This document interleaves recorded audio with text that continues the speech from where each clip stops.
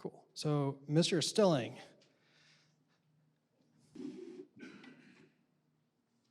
Okay, thanks, Miles. So yes, my name's Tony. I'm the Director of Tech Ops for Okta. And I'm here today to talk about how we keep your personal information personal. So, I don't know if this is a familiar view to everyone. My desktop certainly looked like this. In the brave new world, as we're moving our data out of the on-premises and into the cloud, we're having to manage a lot of different logins and credentials. And sure, you think you're being secure by adding a $ here and an exclamation point hit there, but the reality of it is that you're still using the same password. And then I got Okta. So what we do at Okta is we provide you with a centralized way of managing your applications, allowing me to have all of the applications that I use on a daily basis. And unlike a password vault, we put the tools into the hands of your IT department to manage authentication to all of the corporate resources that you use, which have moved out of your own infrastructure and into the cloud. We also enable you to store your own personal information, such as your Facebook login, your United Frequent Flyer accounts. We also provide a browser plugin that uses a variety of methods to ensure that we're only passing the credentials that you're entrusting us with out into legitimate sites. We also can protect that using two-factor authentication, knowing when you're logging in from new networks or untrusted devices.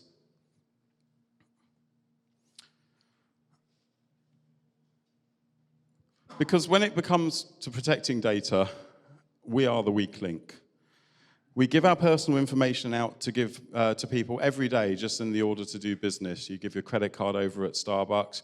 You'll happily hand over your social security number at the DMV. And all of that information is being handled by systems which are managed by other people.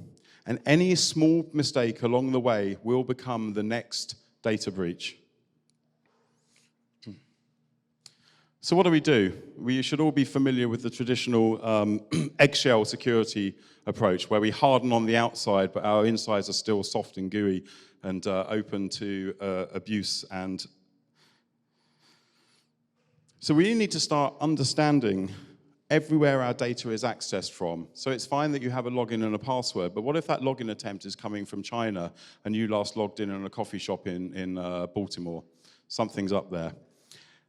Because we're working in an increasingly international and an increasingly flexible type of environment, we've got customers that exist all over the world, we need to start building patterns and understanding where that data is being accessed from, and then putting the appropriate levels of controls in place so when you access that data, we can be sure that you're you.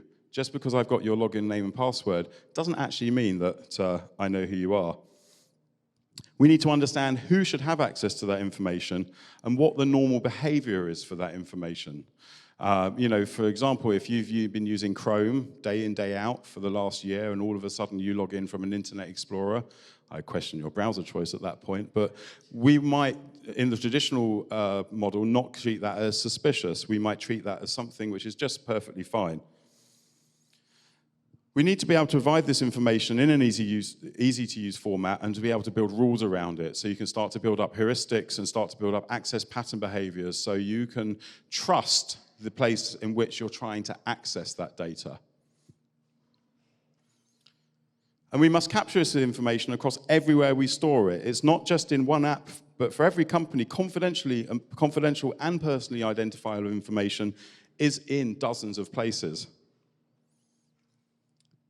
People are still going to make mistakes. We are human after all. But by understanding the people, the devices, the location, and the usage, we are able to ensure that the right people get the right access to the right information. Animation. Ooh. Because employees basically nowadays expect to be able to work from anywhere, on any device, be it a flaky, fake access point that somebody's decided to deploy in the airport, right through to a coffee shop or your secured network in your office. And we have to let them. It's becoming, people are not willing to sacrifice convenience for security. We used to be able to do this by hardening on premises, right? In the old days, I'm actually old enough to remember this personal computer, and you could lock access with a physical key switch, and you knew that if people couldn't power on the machine, they couldn't get access to the data. You know, if I wanted to keep a bad guy or even just my brother out, I'd just remove the key, and that would be game over. But now the conversation has changed, and we need to take a many-layered approach. We need to be able to protect that data from both personal data, which is valuable to us, and corporate data, which is valuable to your business or your employer, and prevent that from entering into the hands of others. And that's where we come in. We were recently judged as the only leader in identity as a service by the Gartner Group when they did their recent Magic Quadrant. And more companies in the marketplace than any others trust us to protect their corporate data. And the final plug, I know I'm out of time, but this is an important slide. We are hiring. We're very rapidly growing at this point. We're looking, we're a very fast-moving company. So if you are an SRE, a sysadmin, a Java developer, a mobile app developer, and you want to talk about some of the exciting opportunities we have at Okta, please come and talk to me later. Thank you.